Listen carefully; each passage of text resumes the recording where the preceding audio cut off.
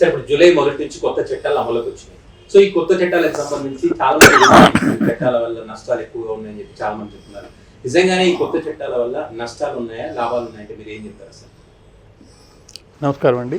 ముందుగా Indian last ప్రేక్షకులకి ప్రత్యేక నమస్కారాలు, ధన్యవాదాలు, కృతజ్ఞతలు, ఆహ్వానాలు. చాలా మంచి సబ్జెక్ట్ ఇది. దీని మీద ప్రపంచంలో ప్రతి ఒక్కరూ చూస్తున్నారు. కారణం ఏంటంటే అనేక దేశాల్లో ఎప్పుడో రాసిన చట్టాలు అవే కొనసాగుతున్నాయి. ఈవెన్ బ్రిటన్లో కూడా మనం పరిపాలించిన బ్రిటన్లో కూడా ఎప్పుడో రాసిన చట్టాలని అమలు చేసుకుంటూ మరి కాలమాన గాన పరిస్థితుల్లో అనేక మార్పులు వచ్చి కోర్టులు అనేక తీర్పులు ఇచ్చినాయి. ఆ తీర్పులు ఉన్న చట్టాల్లో లోపాలను ఎత్తి చూపాయి. వాటిని మార్పు చేసి కొత్త చట్టాలు తేవాలని అందరూ తపనపడే ఈ పరిస్థితుల్లో భారతదేశం ముందుగా 2020 సంవత్సరం నుంచి కొత్త ప్రభుత్వం, అప్పుడు వచ్చిన కొత్త ప్రభుత్వం ఇట్లాంటి చట్టాలు తీసుకురావాలి అనేక ప్రయత్నాలు చేస్తూ ఇప్పుడు వచ్చిన చట్టాలు రూపం చెందాయి. ముఖ్యంగా అమిత్ షా గారు ఒక మాట అన్నారు. సుమారు 9.5 గంటల సేపు లోక్సభలో చర్చించాము, రాజ్యసభలో 6 గంటలు చర్చించాము. 2020 నుంచి ఇది చర్చలు జరుగుతూనే ఉన్నాయి. ఇంకా ఏదైనా అవసరం ఉంటే కూడా అనేక మార్పులు ఏదైనా కావాలంటే నాతో వచ్చి కలవచ్చు, మార్పులు చేసుకోవచ్చు అని చెప్పి ఆయన చెప్పడం జరిగింది. అంతేకాకుండా మరొక మాట అన్నారు. సుమారు అంటే స్వాతంత్రం వచ్చి 77 సంవత్సరాలు అయితే ఈ 77 సంవత్సరాలు బ్రిటిష్ పరిపాలనలో వచ్చినటువంటి చట్టాలని మనం అమలుపరుచుకుంటూ వచ్చాం. ప్రస్తుతం మన దేశంలో మన పార్లమెంటు తయారు చేసిన ఈ చట్టాలు స్వాతంత్రం వచ్చిన తర్వాత నిజమైన స్వాతంత్రం దేశానికి వచ్చినట్టుగా భావిస్తున్నాం. సో అప్పుడు వచ్చిన స్వాతంత్రం వెలుగులోకి పూర్తిగా రాలేదు. కారణం అంటే పాత చట్టాలు, అప్పుడు చట్టాలు కేవలమే శిక్షను మాత్రమే చూశాయి. అంటే ఎలా శిక్షించాలి, ఎలా భయపడాలి అని. ఇప్పుడు వచ్చిన అది చట్టాలు విక్టిమ్స్కి, బాధితులకి న్యాయం ఎలా చేయాలి, త్వరితగతి న్యాయం ఎలా చేయాలి, కొన్ని సందర్భాల్లో ప్రత్యేకంగా మరి నేరస్తుడు దొరక్కపోవచ్చు, కానీ బాధితుడికి కొన్ని ఇబ్బందులు ఉంటాయి జరిగిన నేరం వల్ల. అటువంటి వాళ్ళకి ఎలా న్యాయం చేయాలనేది ఒక ముఖ్య ఉద్దేశంగా చేశామని కూడా ఆయన చెప్పడం జరిగింది. ముఖ్యంగా నేరాలు జరిగిన తర్వాత కేసు రిజిస్టరు, దర్యాప్తు, దాని తదనంతరం త్వరితగతిన న్యాయం ఎలా అందించాలి అనే ఒక దానికి సంబంధించి చాలా తీవ్రమైన మార్పులు చేశాము. త్వరితగతిన న్యాయాన్ని వచ్చే విధంగా చేస్తున్నాము.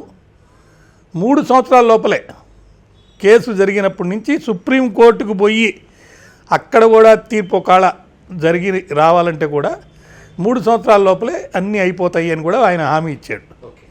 అంతేకాకుండా 8వ షెడ్యూల్, రాజ్యాంగంలో 8వ షెడ్యూల్ ఉంటుంది. దాంట్లో అసలు మన దేశంలో ఏ భాషలు ఉన్నాయి అంటే మాట్లాడే రకరకాల భాషలు ఉంటాయి కదా, తెలుగు, హిందీ, ఇంగ్లీష్, అట్లా ఆ భాషలన్నింటిలోకి ఈ చట్టాలను అనువదించారు. అన్ని భాషల్లో ఈ చట్టాలు అనేవి మనకు అందుబాటులో ఉన్నాయి. కాబట్టి తప్పకుండా దీనివల్ల న్యాయం జరగద్ది, ఆందోళన చెందాల్సిన అవసరం లేదు. అనేక మార్పులు అనేవి వచ్చినాయి కాబట్టి ఆ మార్పుల్ని అమలు రూపంలో వచ్చినప్పుడు కొన్ని ప్రత్యేకమైనటువంటి ఇబ్బందులు, కష్టాలు వస్తాయి. వాటిని చర్చించుకొని మార్చుకుందాము ఏదైనా ఇబ్బందులు ఉంటే అనేది అమిత్ షా గారు పార్లమెంట్లో కానీ బయట కానీ చెప్పేటువంటి ఒక ప్రత్యేకమైనటువంటి విషయాలు.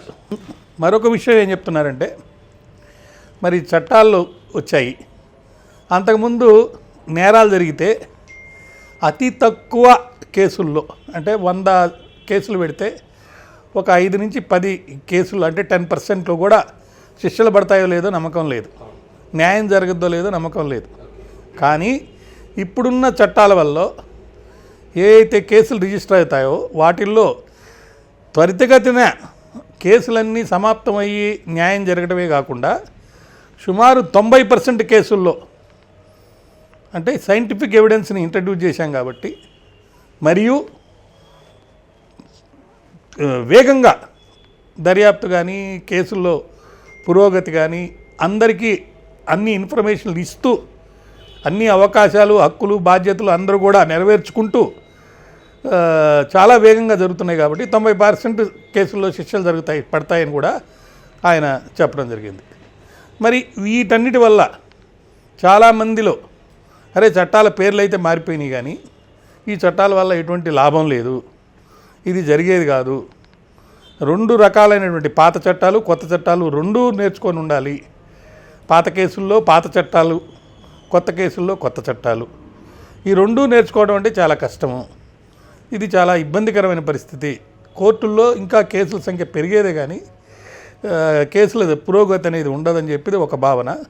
మరి కొంతమంది మాకు చాలా మంచి సదుపాయాలు, హక్కులు ఏర్పాటు చేశారు కాబట్టి దానివల్ల త్వరగా న్యాయం జరగద్దని చెప్పి చాలామంది అంటున్నారు. కాబట్టి మనం పరిశీలించాల్సింది ముందుగా కొత్త చట్టాలు వచ్చినాయి కాబట్టి కాలమాన పరిస్థితులను బట్టి, కోర్టుల్లో వచ్చిన తీర్పులను బట్టి, ఇప్పుడున్న అవసరాలను బట్టి, గతంలో మనకు సెల్ ఫోన్ లేదు, ఇప్పుడు సెల్ ఫోన్ వచ్చింది వాడుకుంటున్నాం.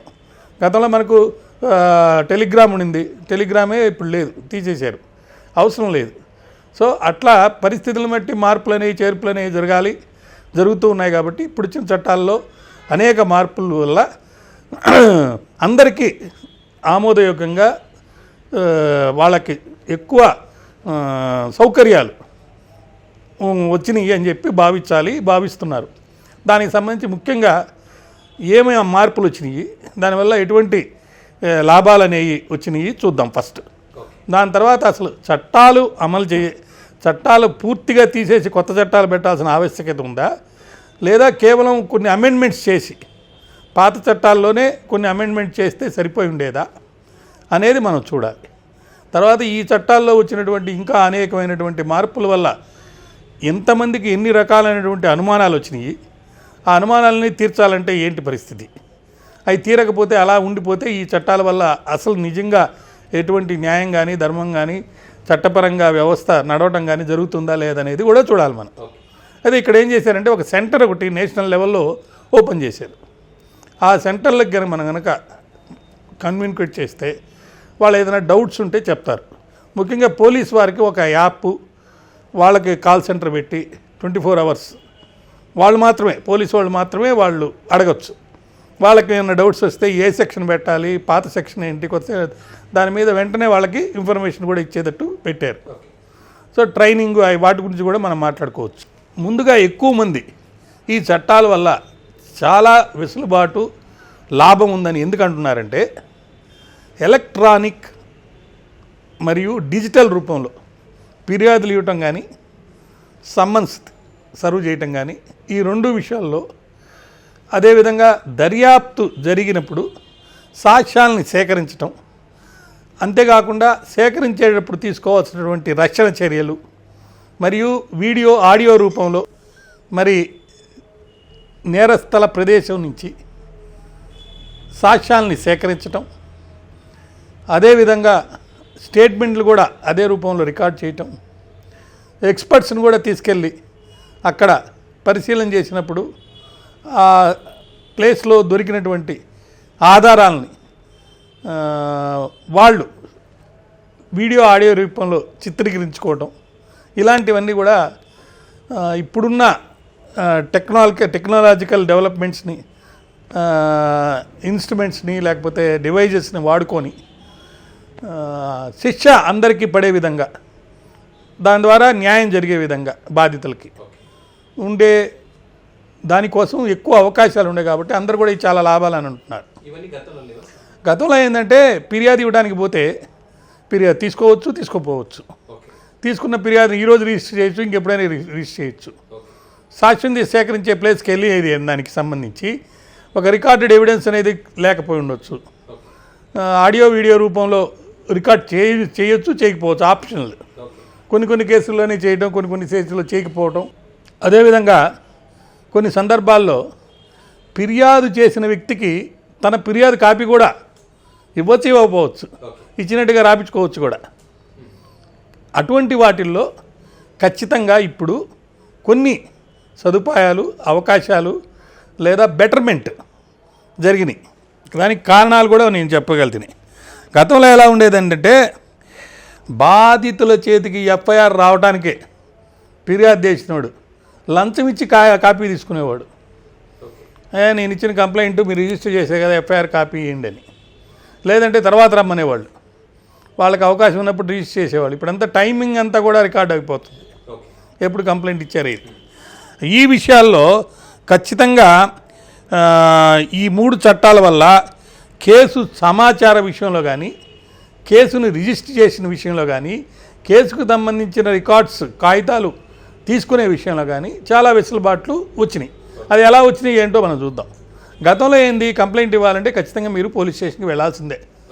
ఫోన్లో చెప్పినటువంటి వాటి గురించి అనేక తీర్పులు అనేక విధాలుగా అనుమానాలు వచ్చే, అంటే ఫోన్ చేసి కంప్లైంట్ ఇస్తే తీసుకున్నారా లేదా ఇన్ఫర్మేషన్ ఇచ్చితే దానికి సంబంధించి తీర్పులు రావటం, వాటిలో అనుమానాలు రావటం, కొన్ని సందర్భాల్లో ఆ ఫోన్ ఇన్ఫర్మేషన్ ఎఫ్ఐఆర్ అంటాం, కొన్ని సందర్భాలు అలా ఫోన్లో ఇన్ఫర్మేషన్ ఇస్తే ఎఫ్ఐఆర్ ఎలా అవుద్ది, నేరుగా రావాలి, ఇట్లాంటి అనుమానాలన్నీ ఉన్నాయి.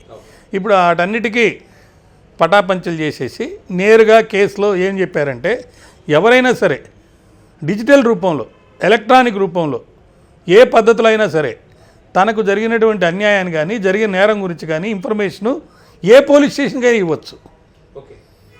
వాడికి సంబంధించి ఎక్కడ నేరం జరిగిందో అదే పోలీస్ స్టేషన్కి ఇవ్వాల్సిన అవసరం లేదు. మీరు ఎక్కడున్నారో అక్కడి నుంచి మీకు దగ్గరలో ఉన్నటువంటి ఒక మెయిల్ ఐడినో, లేకపోతే ఆ ఫోన్లో, లేకపోతే వాళ్ళు ఒక డిజిగ్నేటెడ్గా చెప్పుంటారు ఇది అని, పలానా పోలీస్ స్టేషన్కి ఈ విధంగా మీరు చెప్పొచ్చని. దానికి ఎస్ఎంఎస్ రూపంలో కానీ, వాట్సాప్ రూపంలో కానీ, ఈమెయిల్ రూపంలో కానీ, సామాజిక మాధ్యమ వేదికలు కానీ, వెబ్సైట్లు కానీ, తదితర డిజిటల్ రూపంలో కానీ బాధితులు ఫిర్యాదు చేయొచ్చు. సో ఆ ఫిర్యాదు ఎక్కడికి వెళ్తుంది, మీరు ఏ స్టేషన్కి పంపిస్తారో ఆ స్టేషన్కి వెళ్తుంది. ఎక్కడైనా సరే చేయొచ్చు. చేసినప్పుడు ఏమవుతుందంటే, గతంలో అయితే ఇది మాకు సంబంధం లేదు, మా జ్యూరిడిక్షన్లోకి రాలేదు, మేము అసలు ఈ మెసేజే తీసుకోలేదు, లేకపోతే మీకు సంబంధం లేదు, మేము చెయ్యము రిజిస్టర్ అని అనేవాళ్ళు. ఇప్పుడు అలా కాదు. వాడి స్టేట్కి సంబంధించి అయితే వాడు అక్కడ రిజిస్టర్ చేసి పరిశోధన మొదలు పెడతాడు.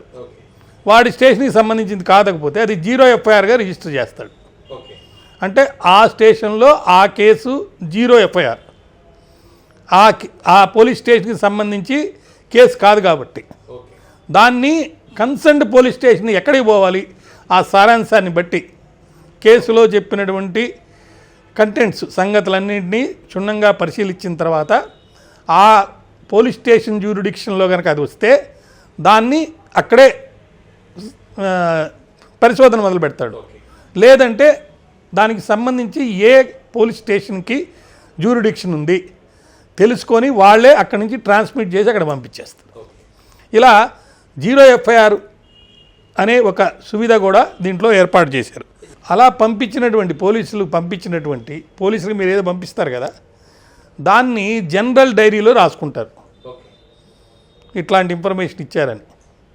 ఇక్కడ సమస్య అదే, ఇప్పుడు కొత్త చట్టాల వల్ల వచ్చిన సమస్య కూడా చెప్దాం మనం. జనరల్ డైరీలో రాసుకున్న తర్వాత 3 రోజుల లోపల ఇతను వెళ్ళి మళ్ళీ సంతకం పెట్టాలి, కంప్లైంట్ ఇచ్చినోడు, లేదా వాళ్ళన్నా వచ్చి తీసుకోవాలి, ఏదో జరగాలి. అప్పుడు దాకా అది జనరల్ డైరీలోనే ఉంటుందట. కానీ రిజిస్ట్రేషన్ అనేది అప్పుడు చేస్తారా 3 రోజుల తర్వాత చేస్తారా అనేది పెద్ద డౌట్. ఈ సంతకం పెట్టిన తర్వాతే రిజిస్టర్ చేస్తారా? ఒక ప్రొఫెసర్ గారు నిన్న 2 షెల్లు ఉన్నాయి ఆ సెక్షన్లో, కన్సర్న్ షెల్ దాంట్లో. ఆయన ఏమంటారంటే, మీరు 3 రోజుల తర్వాత లేకపోతే 3 రోజుల లోపల వచ్చి సంతకం పెట్టకపోతే అది జనరల్ డైరీలోనే ఉంటుంది, ఎఫ్ఐఆర్ కాదు అని ఆయన వాదన. దానివల్ల నో యూస్. 3 రోజుల తర్వాత నువ్వు పోలీస్ స్టేషన్కి వెళ్ళి మళ్ళీ సంతకం పెట్టే పరిస్థితి ఉంటే ఇంకా కొత్తగా నువ్వు చేసింది ఏంటి, ఉపయోగం లేదు. అందువల్ల నేను ఆ సెక్షన్ చదివినప్పుడు దాంట్లో 2 షెల్లులు ఉన్నాయి. ఒక్క షెల్ ఏం చెప్తుందంటే, SHAL షెల్ రిజిస్టర్ చేయండి అని చెప్తుంది. నేరుగా తీసుకొచ్చి కంప్లైంట్ ఇచ్చినా, లేదా మెసేజ్ రూపంలో కంప్లైంట్ వచ్చినా రిజిస్టర్ చేయండి, మరియు 3 రోజుల లోపల అతను సంతకం పెట్టాలి అని ఉంది అక్కడ. ఇప్పుడు పాయింట్ ఏంటంటే, అండ్ అని రాసి 3 రోజుల లోపల మళ్ళీ వెళ్ళి పోలీస్ స్టేషన్కి సంతకం పెట్టాలని దాంట్లో రాసుకుంది. దాని అర్థం, ఒక సీనియర్ మోస్ట్ ప్రొఫెసర్ గారు, నాకు మంచి మిత్రుడు ఆయన ఏం చెప్తాడంటే, జనరల్ డైరీలో రాసుకున్న దాన్ని ఎఫ్ఐఆర్గా మారాలంటే సంతకం పెడితే కానీ మారదు. 3 రోజుల లోపల వాడు వెళ్ళి సంతకం పెట్టాలి. పోలీసు వాళ్ళు వచ్చి సంతకం తీసుకోవడం అనేది లేదంటాడు. నేనేమంటానంటే అదే కనుక వాళ్ళ ఉద్దేశం అయితే సంతకం పెట్టిన తర్వాతనే ఎఫ్ఐఆర్గా మారుతుందంటే దానివల్ల నో యూస్. ఎఫ్ఐఆర్ అనేది న్యూ ఇన్ఫర్మేషన్ అనేది ఏ రూపంలో అక్కడికి చేరినా రిజిస్టర్ చెయ్యండి అని ఉంది, అండ్ 3 రోజుల సంతకం పెట్టాలని ఉంది. కాబట్టి దాని అర్థం ఏంటంటే 3 రోజులు అతను వెళ్ళి సంతకం పెట్టాలి. పెట్టినా పెట్టకపోయినా పరిశోధన అనేది అప్పటి నుంచే మొదలవ్వాలి.